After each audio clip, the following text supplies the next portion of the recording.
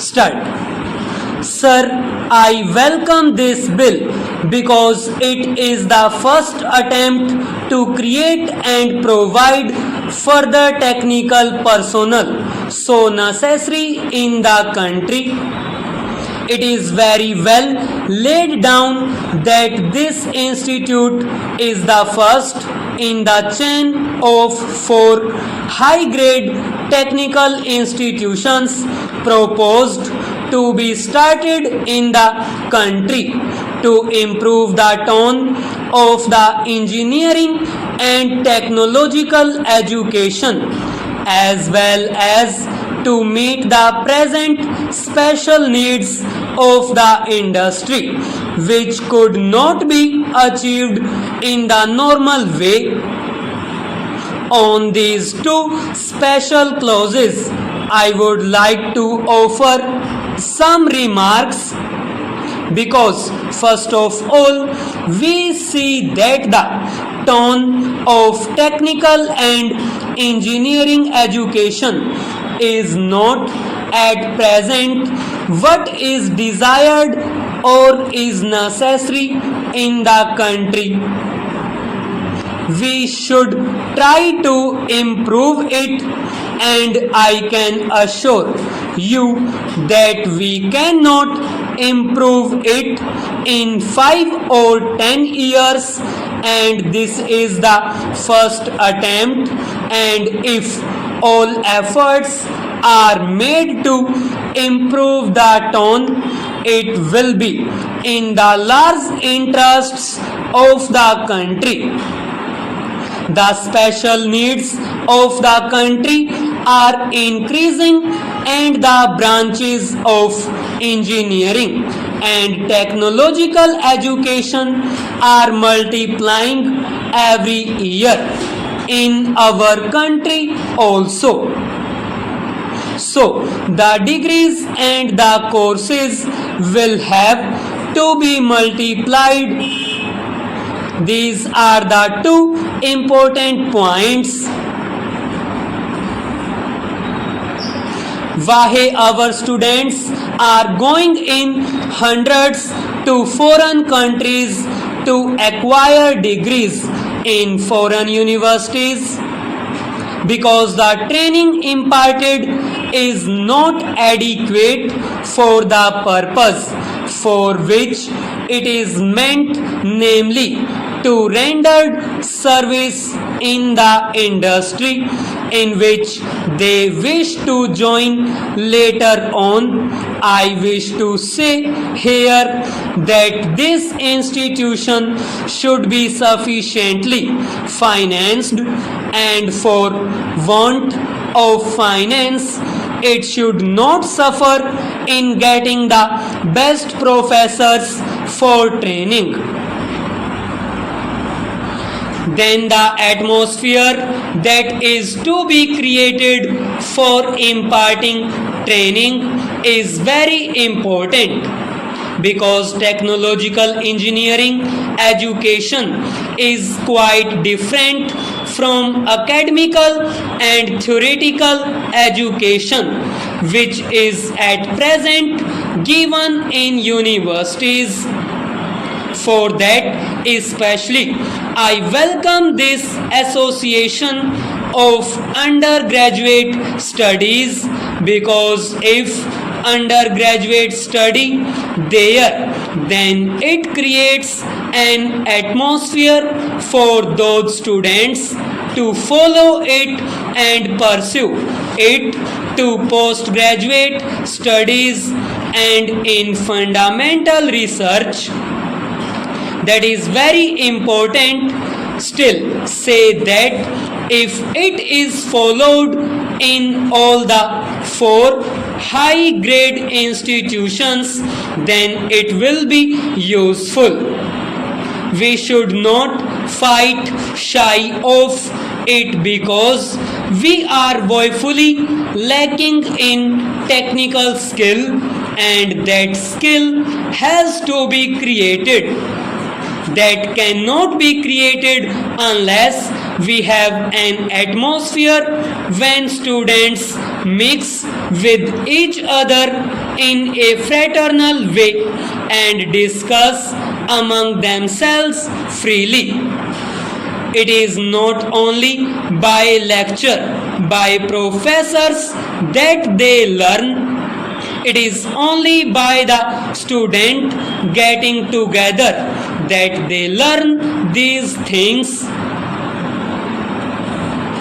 As regards the suggestion for affiliating this institute with the Calcutta University, I don't endorse that suggestion. This is a different institution from the present universities and colleges, and the training that to be given in them is also different. I think main theoretical training is now given, and we are lacking in technical training, and we should improve our tone considerably in that respect, and we should make this a model in our country. There may be coordination of this institute with the 4 others that we want to establish, but there should be affiliation with no other university.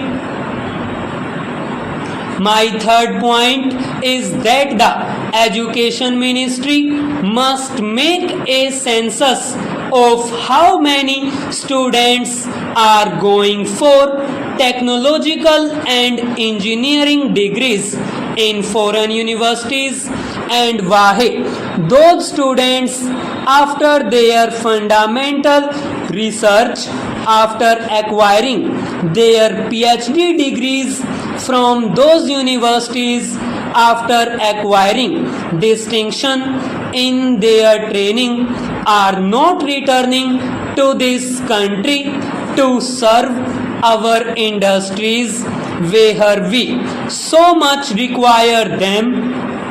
If the Education Ministry goes into this fact, they will find that there are about 300 students both in America and in Europe working in the factories after getting their PhD degrees, after acquiring the highest qualification in composition with other foreign students.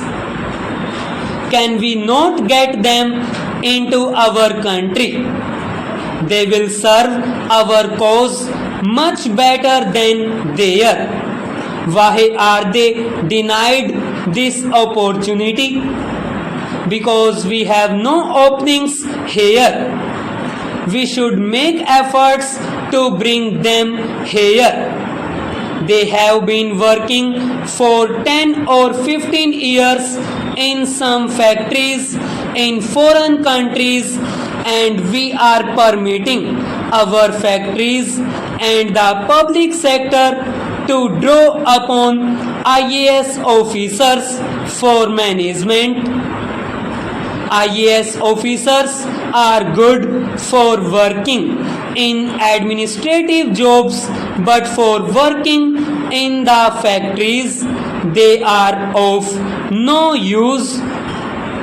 Therefore, import those 300 or 400 students who are residing in those foreign countries, who are working in those factories after acquiring their degrees in competition with foreign students, by even giving them their terms if necessary. I think the terms offered to the Indian Administrative Service or the Indian Police Service should be different from what should be offered to technical personnel. it should be so, because if a man is properly trained, he can reduce the cost in the factory by 10%. A reduction of 10% in the cost of reduction will go a long way. If, for example, the original cost is about a crore of rupees, then this would mean a saving of 10 lakhs of rupees. This is done purely by their technical genius, and this genius has gone out of the country. This should be brought back, and they should be taken on their own terms if necessary.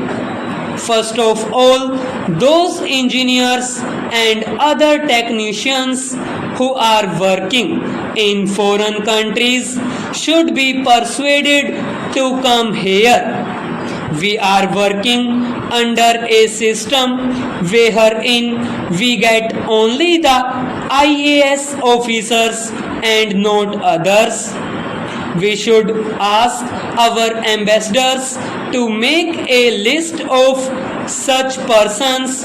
They will be satisfied to work in India on a much lower salary.